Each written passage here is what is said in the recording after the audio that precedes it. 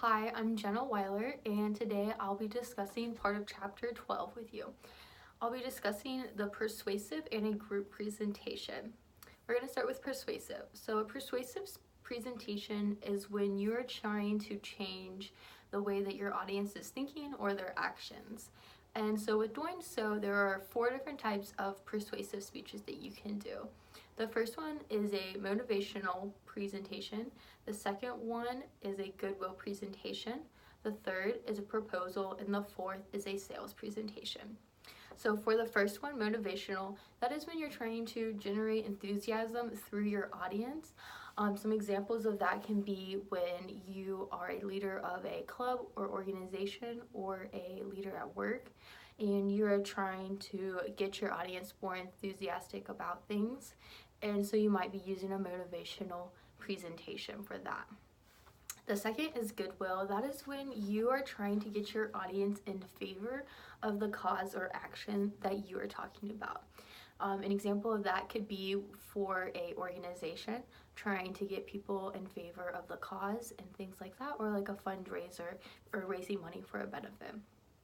The third is a proposal, and that is when you are proposing or giving your audience a specific action or plan that you would like to see or do. And so an example is whenever you would be at work and you propose to your boss that you would like a pay raise. And so that would be a proposal presentation.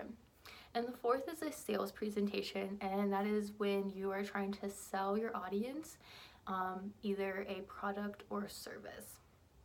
So whenever you're doing a persuasive presentation, there's a couple of things that you need to keep in mind that are really important. One is your audience. You want to make sure that you are listening to your audience wants and needs, and that your persuasive presentation is going to fit their needs and fit their wants, especially when it comes to a sales presentation. The second thing is your credibility through your speech. It is important to be credible with all speeches or presentations that you give, but especially when you're trying to persuade your audience in the actions that you are speaking of. Some ways to be credible is by having facts and data. The second can be through your degrees and awards in that area. And the third way is just showing that your knowledge of both sides of the topic that you're talking about, the side that you are for and the opposing side.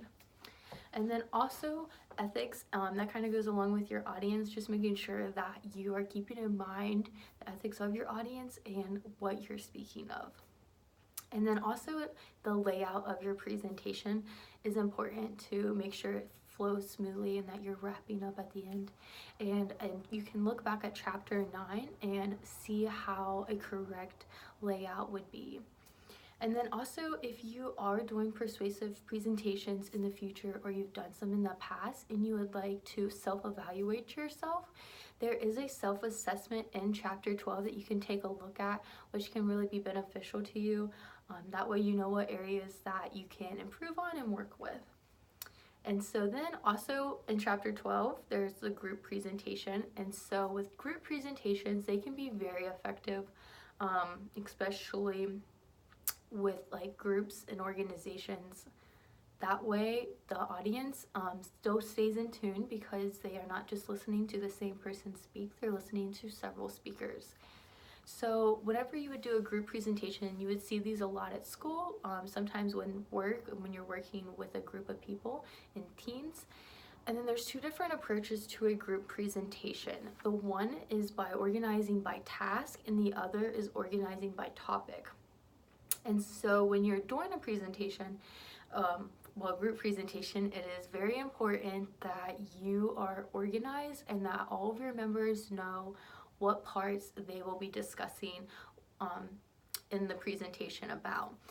It can go very unorganized, or you can have mess ups real fast during a group presentation if not all of your members know how the flow of your presentation is going to go. So it is important to practice and rehearse that in the format of your presentation.